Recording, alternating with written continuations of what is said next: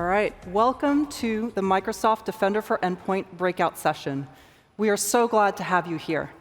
We know it has been a long day, so let's get this party started. I'm Tina, Senior Product Marketing Manager for Defender for Endpoint. And I'm Noam, a Principal Product Manager at Microsoft Defender for Endpoint. And so today, we are going to dive into AI-driven ransomware protection. We're going to spend most of the time on automatic attack disruption, showcase demos around what's new there, and then we're going to touch on key investments we've made over the last year that are moving endpoint security forward in the fight against ransomware. Thank you so much, Tina. So with that, let's dive right into automatic attack disruption, and I really hope I will be able to share some of the excitement that I have around this to you throughout the next couple of minutes. So over this last 18 months, we have really seen a gigantic jump in the amount and number of ransomware encounters, over 275% increase in the amount of encounters. But thankfully, over the same period, and even in this much tougher threat landscape, the likelihood of a Defender for Endpoint customer to actually get encrypted has actually decreased by an even greater amount of 300%. A key driver of this ability has been automatic attack disruption, a response capability unique to Microsoft. With the evolution of attack, detection nowadays is simply not enough to actually stop those advanced breaches and attacks. Attacks usually in the past targeted individual systems for a single domain, whereas today they are targeting entire company across different domains and identities alike. While past attacks took much more of a spray and pray kind of approach, today attacks are persistent, they are adaptive, and they are precisely targeted so that once they actually land in the environment, the attackers will work surgically to achieve maximum impact to get their gains. Their campaigns are really customized to each particular environment, combining both the human element and now artificial intelligence with generative AI. This means that every response taken, but whether it's the security solution or the security team, will now trigger a recalculation and a pivot by the attacker.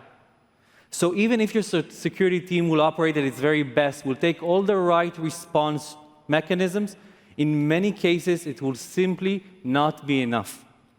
To effectively protect organizations, security solutions must be automated. They must be dynamic, and they must operate in near real time.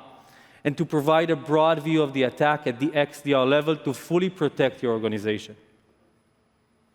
Attack disruption is a built-in self-defense capability that really uses and correlates XDR signal to stop in-progress attacks with very high confidence, over 99% confidence before we act. What sets attack disruption apart from any other security solution currently is its ability to contain active breaches early across many different workloads. It also pivots dynamically based on the attacker's behavior to accurately predict their next move and act before they actually happen to be able to stop the attack. Think of it as somewhat of a smart and adaptive built-in playbooks that are constantly being updated with the latest and greatest Microsoft insights. And on top of that, uses AI to dynamically alter based on what it is that we're seeing. Automating this process really supercharges your team protection and response times, and therefore reduces the total cost of the attack by limiting any impact to productivity. Naturally, the more workload you have, the more insights and signals that we have, the more attacks we can actually be able to stop. Now, I can talk quite a bit about the theory around attack disruption and what disruption is, but the thing that I'm most passionate about is the actual impact and protection value we are bringing our customers with automatic attack disruption. Today, we can disrupt a wide variety of different attack scenarios, whether it's ransomware, hands-on keyboard attack, business email compromise, adversary in the middle, and so much more.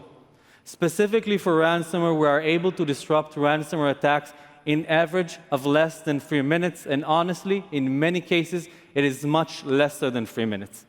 We have been able to disrupt over 16,000 different incidents in a month.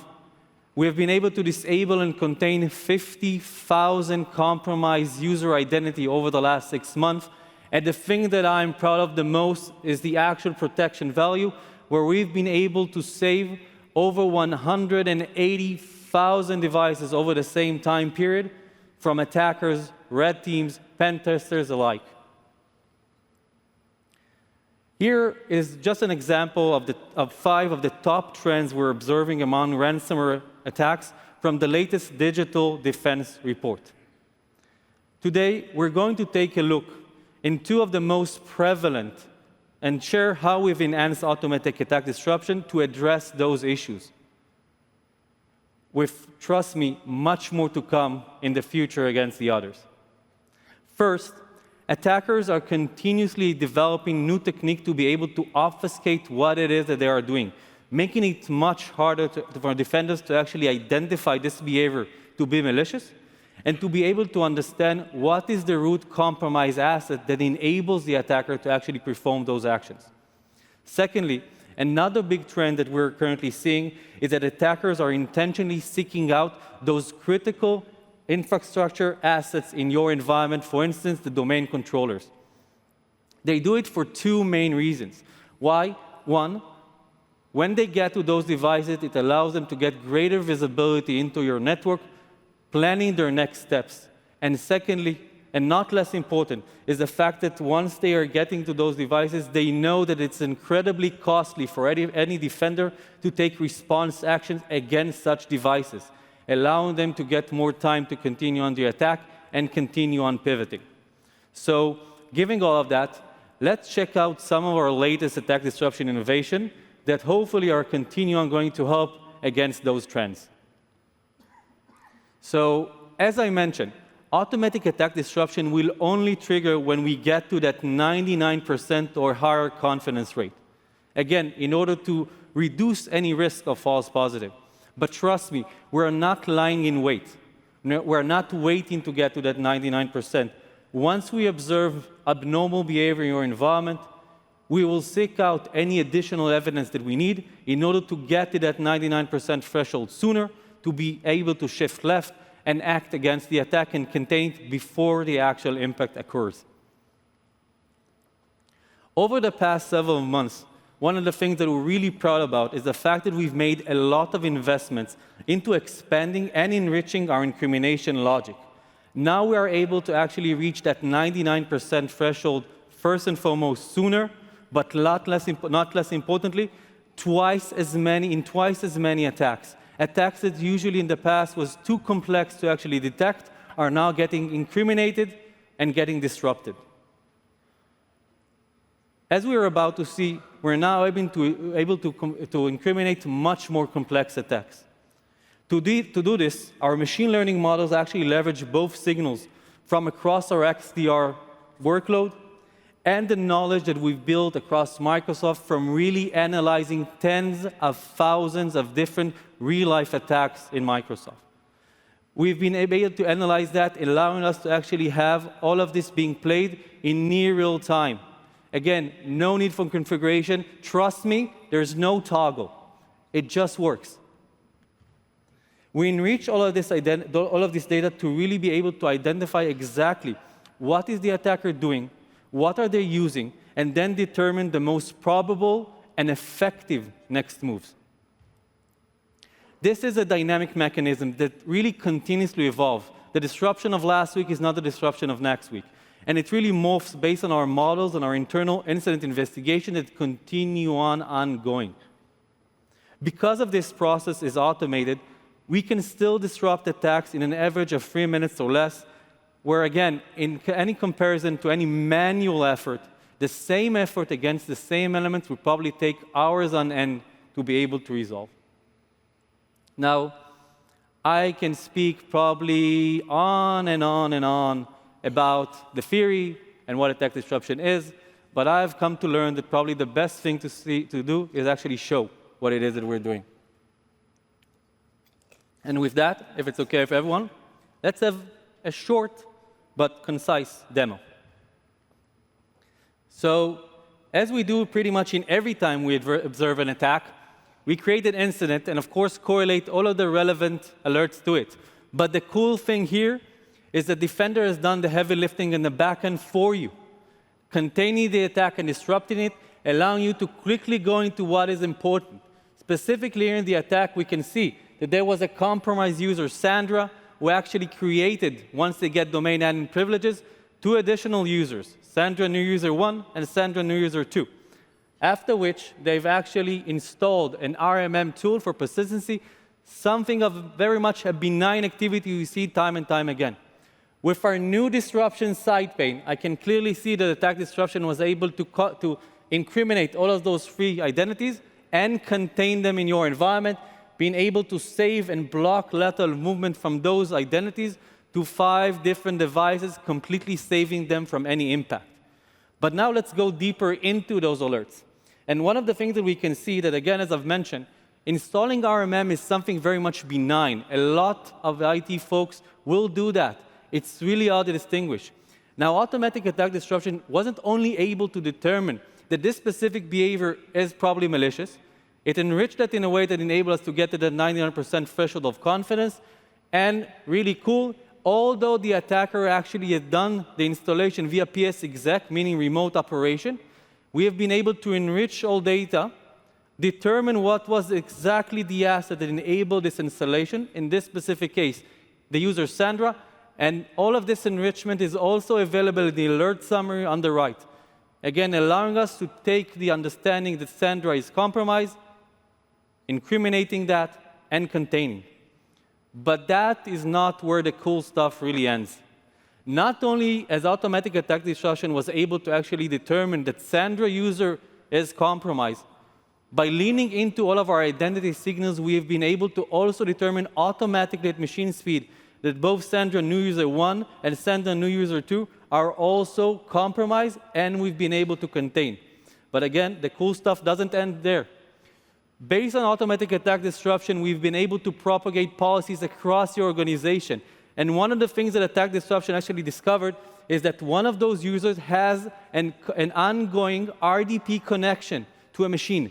Nothing malicious happened on that machine. There was not even a single alert, not even a single malicious behavior. And even though that is the case, automatic attack disruption based on our incrimination both disconnected that RDP session, eradicating the attacker, and terminated all of the ongoing processes running in that session, fully again stopping the attacker, even though nothing malicious is yet to happen. But again, as we understand that we're bringing this kind of protection, we really want to make sure that you're still in control. Directly from the disruption side pane, you can quickly pivot to a pre-populated advanced hunting query. Everything that we do in automatic attack disruption, what it is that we augment and what it is that we block, is getting logged in advanced hunting, allowing you for further investigation and understanding. Specifically here, you can see all of the information around all of the things that were blocked because users being contained, all of the things that are being blocked because devices are being contained, and again, allowing you to pivot to whatever it is that you need specifically here. For instance, seeing for each user contained, what devices or how many devices did we block them on. Now, this is not the only new cool things we're announcing today. So, of course, as we've mentioned, once we reach that 99% threshold, we actually trigger and initiate automatic attack disruption. But one key challenge in the industry that we've heard our customers time and time again is the difficulty in really being able to disrupt attacks against critical infrastructure assets, which are very much in the backbone of each organization and each network. Whether it's the domain controller that allows you to have user authentication, or the DNS server that allows communication, these are the devices that actually makes the organization continue on being operational. And because of their importance to business productivity, it has been extremely difficult thus far to not only map and curate all of these devices, but if one is actually being compromised, to be able to effectively contain attackers after they've reached that. Of course, Defender for Endpoint already protects servers from compromise, but in those very rare cases where there actually are compromised, the industry has left us thus far with insufficient options. Thus far, there have been two main options for everyone. One is containing or isolating the critical device altogether. This probably could have stopped the attack, but it would also, at the same time, have a devastating impact on productivity. So this approach is probably only relevant or inappropriate in the very extreme and rare cases. And also, because of the massive cost and massive productivity impact, pretty much no such action could have been taken before we are getting to this high level of confidence, again, allowing the attacker time to continue on the attack. Naturally, with BRK325 defender for endpoint and the incrimination logic we've just shown, that time naturally reduces. So that is option one, really shutting it all down completely, far, far, far from being ideal. Option two is, let's not take any action against this critical device. Let's actually go and pursue actions against the peripheral assets and artifacts the attacker is using, and act against those in order to actually delay the attack. In this case, you very much avoid any business productivity impact directly from impacting this critical asset. But you will also leave a significant opening for which the attacker can actually pivot and continue on the attack. So, and I will say, this is the approach that we hear a lot of our customers more commonly using, but again, far from being anywhere close to being perfect. And that is why, to really address these issues, we are so excited today to announce the Defender for Endpoint for automatic attack disruption is now the only solution that can fully contain attacks on critical infrastructure devices and assets, and even undiscovered devices in your network, while leaving them operational, allowing us to block what is malicious, while allowing what is benign and needed for operation. Rather than isolating the devices altogether or containing them, we granularly block what is malicious while allowing what is needed. And again, I can continue on talking about what this is, but again, no better thing than actually show what it is that we're talking about. So again, if okay with everyone, a very short demo. So here we can see that an IP was deemed to be compromised. Automatic attack disruption was able to, first, associate this IP to the domain controller, the very bedrock of critical asset infrastructure in pretty much every organization, but not only associated, but actually contained, showing the fact that this IP is contained in the IP page, allowing you first to get visibility to that fact, and secondly, for us to be acting against it to be able to stop the attack, allowing again for us to act at machine speed against the attack. As you can see in the disruption side pane, one device and one user account was deemed to be compromised, hence contained, as you can see on the screen, and 5 different devices were saved. As I mentioned earlier, we really want to make sure, and it's even more important when we're acting against critical infrastructure assets, to make sure that you are in full control. Again, everything that attack disruption does, everything that we're blocking, is getting logged into advanced hunting. For instance, here you can see the origin IP, the remote IP, and even the port in which we've actually blocked. Again, allowing to assess what was the probable next step by the attacker that we have actually been able to contain and block before it happened. Again, leaving you in full control against that. But I've really put a focus around what it is that we're blocking, what it is that we're containing. But I've also discussed quite a bit before and around productivity. So let's take a look at one of those machines that we saw the block on beforehand. That machine, as you remember, we blocked the attacker from the IP from getting access to that machine. Going into that machine timeline, I can see, for instance, that the Kerberos TGS flow, the ability to authenticate user logon, was still successful. Going into the data, I can see that the IP that actually allowed this authentication is the same IP we saw earlier. It's the same IP that was contained, meaning the same IP that was contained on the one end blocked the malicious behavior, but on the other, allowed the authentication flow to continue ongoing, not breaking your organization while stopping the attacker. So I've been speaking here for quite some time. So really to be able to recap a lot of the things we discussed, let's really sum things up and 4 main takeaways that I would love you to take away from the attack disruption session. 1, we talked really about how attacks have evolved to be much more dynamic and sophisticated than they used to be, making the detection alone simply isn't enough in the majority of cases. Secondly, to meet this challenge, automatic attack disruption, again, a capability unique to Microsoft, provides the dynamic protection across workloads that today's threat landscape requires and needs. Thirdly, with the latest enhancement to our incrimination logic, attack disruption now recognizes twice as many attacks as it did before. And lastly, we now announce our new ability to granularly contain critical assets and undiscovered devices without impeding productivity while stopping attackers, something no other solution can do. Thank you so much, and with that, I'll move it over to Tina.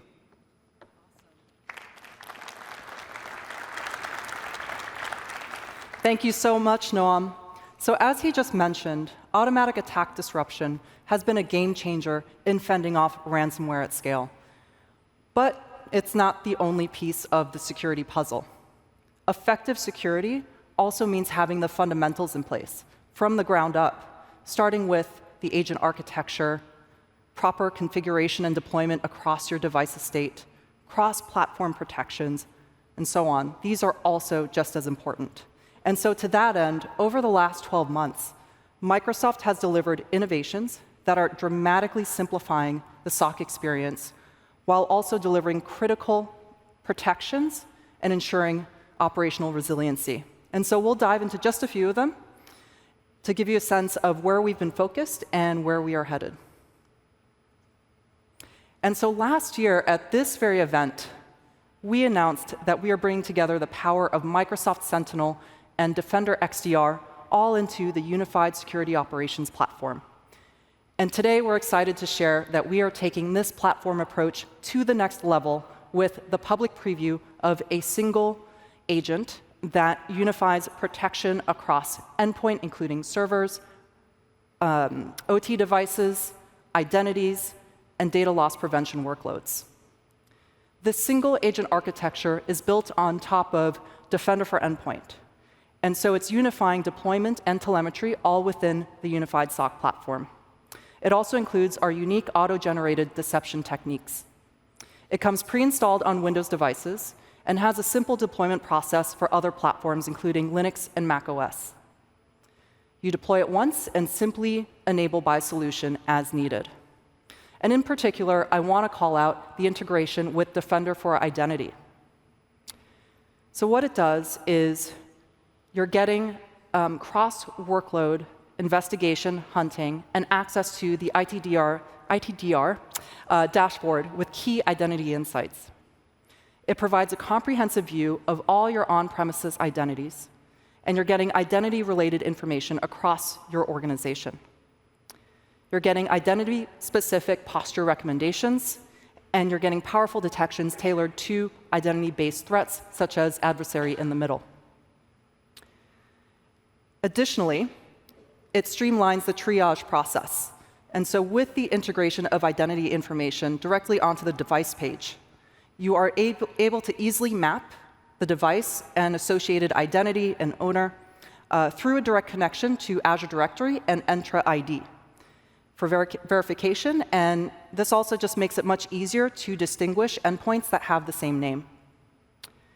And with the layer of automatic attack disruption across, you are able to tackle identity-based threats. And so what you see here is totally Captain Planet vibes with their powers combined, and that is exactly what this is. But anyways, all of these solutions, they apply our safe deployment practices that have been long established and give you full control over agent updates. And so speaking of safe deployment practices, like many of you, I woke up one morning in late July to find out that businesses around the world were inoperational. Airlines, grocery stores, and so on. And this was due to CrowdStrike releasing a faulty content update to their kernel. And since this incident, we have been focused on encouraging our peers in the industry to adopt a safer agent architecture and best practices for safe deployment. And this is how we've operated for some time, and is an area where we are hoping that others are able to do the same. And so what you see here is our agent architecture, which is engineered for security and reliability, following best practices for managing security tools within Windows. Security vendors can use optimized sensors that operate within the highly privileged kernel mode for data collection and enforcement, limiting the risk of reliability issues. And the remainder of the security solution, such as managing updates, loading content, and user interaction, that can all happen within the user mode, where any reliability issues are less impactful. And so this architecture enables Defender for Endpoint to limit its dependency on kernel mode while also delivering real-time protection. And as we deliver powerful capabilities and critical updates to Defender for Endpoint that is deeply embedded across your device estate, our #1 priority is to do so in a safe and reliable way. And so what you see here are the various stage gates of our safe deployment practices. So first, updates go through several phases of testing, certification, and validation prior to rollouts. And the rollouts, they start internally within Microsoft across thousands of devices. And we evaluate stability data coming from internal monitoring. And then, if all is good, the updates then proceed to staged rollout rings, gradually to more users and devices. And you can control delivery of these updates to your devices by managing device groups, determining timing to servers, for example, and you can also apply patch management tools and practices. And then after the update is released, we continuously monitor through the cloud, and if needed, we can do quick remediation and rollback. We've long invested in these safe deployment practices, and we look forward to broader adoption going forward to minimize the likelihood of such incidents in the future. Next. So proper configuration management is another critical component for securing your device estate. And we continually invest in making configuration simpler. For example, the latest with simplified settings management, which became generally available in the last 12 months. So what it does is it streamlines operations across your security and IT teams with a single source of truth for endpoint settings and policy management to prevent confusion, minimize misconfigurations, and close potential security gaps. And so security analysts, they can choose to operate just within the Defender XDR portal experience, or they can choose to team up with their IT teams and operate within Intune. We've also recently added multi-tenancy support for partners who are managing multiple customer environments. So it's easier than ever to create, modify, and deploy device security policies across Windows, macOS, and Linux. And so speaking of cross-platform, another key area of investment for us has been in our multi-platform protections. Defender for Endpoint spans end-user devices, servers, mobile, IoT, and OT.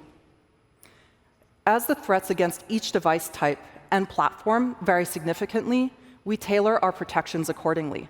So for instance, how you secure a Windows laptop for an office worker like me differs significantly from how you secure a Linux server for a healthcare facility. And so securing endpoints means every device in the network. And it's not just productivity devices or mobile phones. Servers are especially critical, as you just heard from Noam, whether they are on-premises or in the cloud. And still, our research shows that the most common reason that servers are compromised is because organizations haven't deployed any endpoint security on their server, or in instances where they do. These other vendors don't have automatic attack disruption. But we take a tailored approach to protecting servers with custom detections based on attacker techniques that are targeting the particular role of the server, a web server, file server, and many more. And because these servers are running mission-critical workloads, organizations just have a much lower tolerance for acting on false positives. And so as Noam mentioned, it's only when we reach that incredibly high level of confidence that we act. So an example of our investment in server protection, in addition to attack disruption, is Linux. We have completely rebuilt our Linux protection, that includes holistic capabilities spanning vulnerability management all the way through to EDR. And because of the critical workloads that they're handling, we take a zero workload impact approach. An example of that being the use of the eBPF sensor technology that delivers the visibility you need into threats while delivering the performance and stability that is so critical. And so for customers who are on the latest version of Defender for Endpoint, on average, our Linux protection consumes less than 1% CPU. And it applies the safe deployment practices that I just mentioned, where you have control over the updates that are delivered. And in the last 𝗦𝗲𝗀 evaluation, we delivered 100% protection across both Linux and Windows. And in particular for Linux, we blocked on the first step. And so to make these key product highlights that I just walked through real for you, here's an example from this past year that demonstrates just how critical it is to have Defender for Endpoint deployed across your entire estate. So to set the scene, this story is about a multinational food company. Earlier this year, the organization was targeted by attackers who were looking to encrypt over 2,100 end-user devices and over 1,000 servers. And they had a mixed vendor deployment environment where they had Microsoft on their client devices and then another well-known leading EDR vendor on their servers. And so there were two attack waves. In the first one, within 2 minutes of Microsoft recognizing that there was an attack underway, attack disruption kicked in and blocked the attacker, held steady for about 3 hours. In the second attack wave, Microsoft held strong and thwarted encryption of over 99% of devices, whereas unfortunately, 100% of the servers that were on this other leading EDR vendor were encrypted. And since then, the customer has onboarded all of their servers to Microsoft.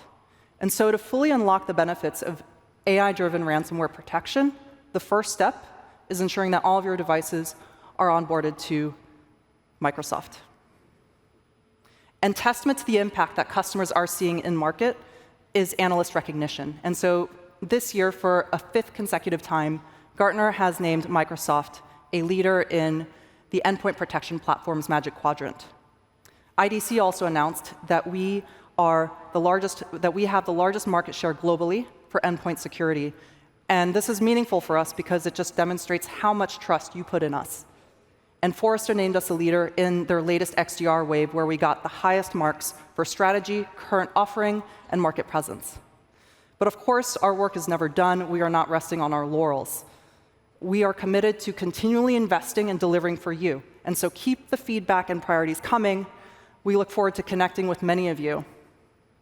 You can find us at the Defender XDR and Sentinel booth over at the Microsoft Showcase. And we would just love to hear your perspective. So thank you so much for listening and joining us today. We look forward to hearing your feedback today into the next year, and we have more exciting news in the months to come.